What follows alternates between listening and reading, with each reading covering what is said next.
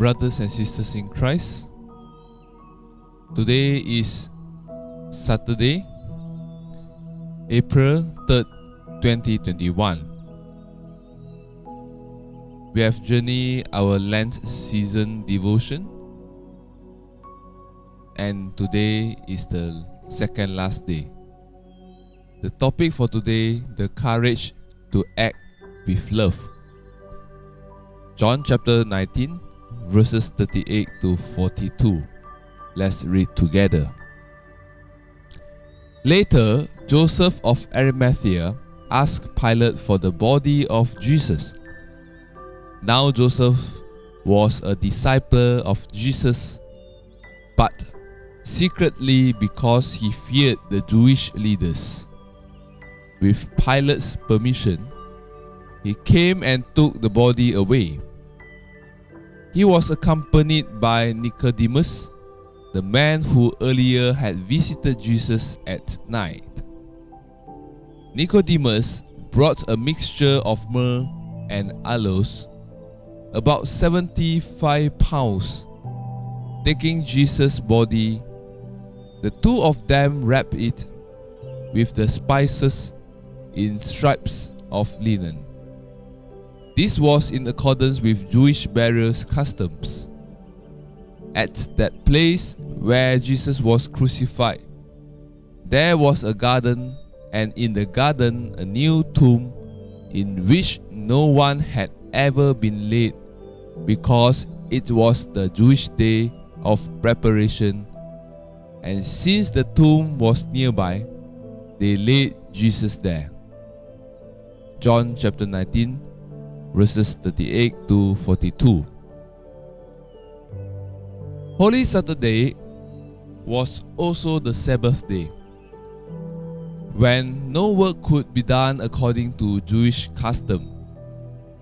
Hence, the hurry to take down the body of Jesus and place it in a tomb. John's account of the Passion has several differences from that of the other three Gospels, and this short account is not exception, and they are significant. Joseph of Arimathea is identified by Mark and Luke as a member of the council, who was waiting expectantly for the kingdom of God. Luke adds that he had not agreed to the council's plan for action. Matthew goes so far as to call him a disciple, but John suggests that Joseph was a secret disciple because he feared the Jewish leaders. Only in John does Joseph join up with Nicodemus, who he reminds us visited Jesus at night. Nicodemus brings the necessary spices. So, whereas John says, the disciples has forsaken Jesus, fled the scene, and were locked indoors for fear of the Jews. These two had the courage to step up and go to Pilate and ask for the body of Jesus, and then care for him with love, laying him in the garden tomb in which no one had laid before. This poses the question for us: are we courageous disciples? Christian action in word and deed has never been more important. Communities across the world are crying out for healing love, for justice and care. Yet, our societies are so often preoccupied with seeking their own survival and success. They need to be challenged.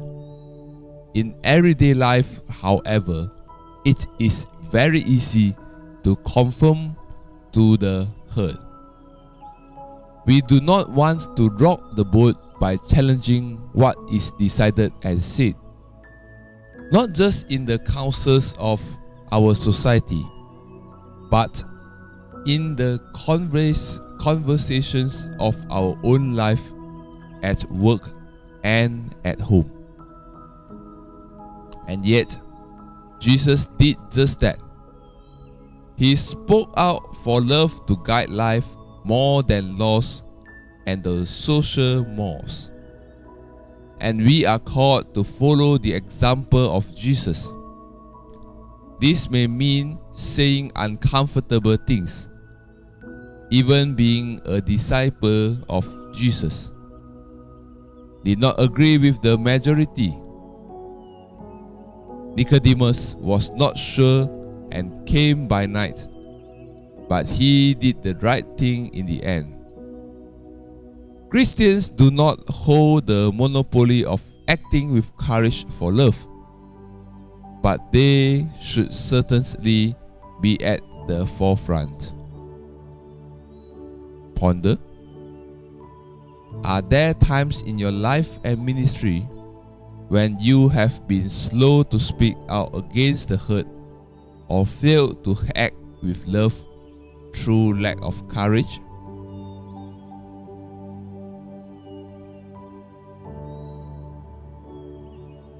Promise. Jesus said, "The Holy Spirit will guide you into all truth." John 16 verse 13. And remember, I am with you always, to the end of the age. Matthew chapter 28 verse 19. Let's pray.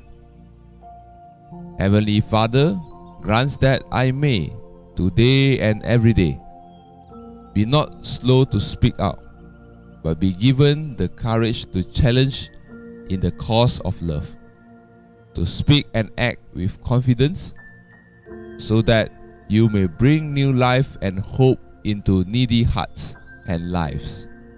In the pattern of Jesus Christ our Lord. Amen.